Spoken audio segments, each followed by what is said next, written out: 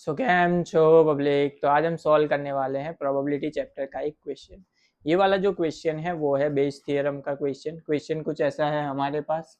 A factory has 3 machines A, B and C produce a 20%, 30% and 50% of the total items respectively. The probability of the produce a defective item are 1%, 2% and 3% for A, B and C respectively. If an item is defective, what is the probability that it was produced by machine B? सबसे पहले तो question को समझते हैं। Question में हमको क्या दिया हुआ है, 3 मशीन है हमारे पास फैक्ट्री में A, B एंड C। ए जो है वो टोटल प्रोडक्शन का कितना परसेंट निकालती है, 20%। बी जो है वो 30% एंड सी जो है वो 50%। एंड वो जो प्रोड्यूस करती है मशीन, उसमें से ए मशीन जितना प्रोड्यूस करती है उसमें से 1% क्या होता है, डिफेक्टिव होता है। बी जितना प्रोड्यूस करती है उसमें से 2% डिफेक्टिव है एंड सी जितना प्रोड्यूस करता है उसमें से 3% क्या है, डिफेक्टिव है। तो यहाँ पे इसका यूज करके हमको फाइंड आउट करना है कि हमने रैंडमली एक आइटम को सिलेक्ट किया एंड वो आइटम क्या निकली, डिफेक्टिव निकली। तो वो जो डिफेक्टिव निकली वो मशीन बी द्वारा डिफेक्टिव निकलेगी, उसकी प्रोबेबिलिटी क्या होगी वो यहाँ पे हमको फाइंड आउट करना है। सो इसमें हम लोग यूज करने वाले हैं बेस थ्योरम। बेस थ्योरम के लिए इजीली सॉल्व करने के लिए हम कुछ इस तरीके से डायग्राम बनाते हैं।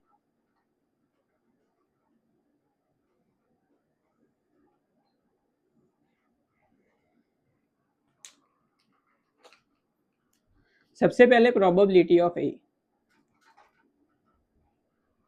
ए जो है वो टोटल प्रोडक्शन का कितना चीज बनाती है, 20%। मतलब क्या लिखेंगे, 20/100।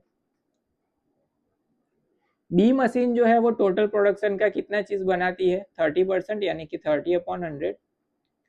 एंड सी मशीन जो है वो टोटल प्रोडक्शन का कितनी चीज बनाती है, 50%, यानी कि 50/100।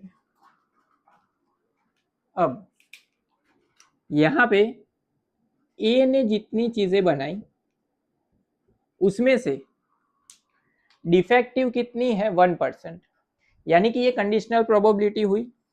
सो ई जो है वो हम एक इवेंट लेते हैं डिफेक्टिव आइटम के लिए। किसके लिए, डिफेक्टिव आइटम के लिए।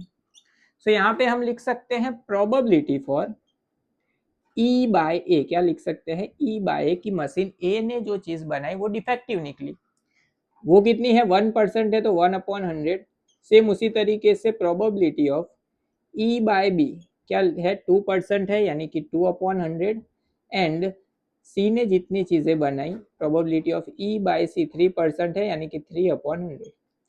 0 0 कैंसिल, यहाँ से भी 0 0 कैंसिल, यहाँ से भी 0 0 कैंसिल। हमको प्रोबेबिलिटी किसके लिए फाइंड करनी है, तो बी मशीन ने डिफेक्टिव आइटम बनाई होगी उसकी प्रोबेबिलिटी, यानी कि प्रोबेबिलिटी ऑफ बी बाय ई वो हमको फाइंड आउट करना है कि वो क्या होगा। तो उसकी जो फॉर्मूला है वो होती है probability of B into probability of E by B, जिसके लिए फाइंड आउट करना है, अपॉन नीचे क्या आएगा, total probability of A into probability of E by A plus probability of B into probability of E by B plus probability of C into probability of E by C. अब यहाँ पे सभी इसकी value पता है, वो put करके simplify कर लेते हैं।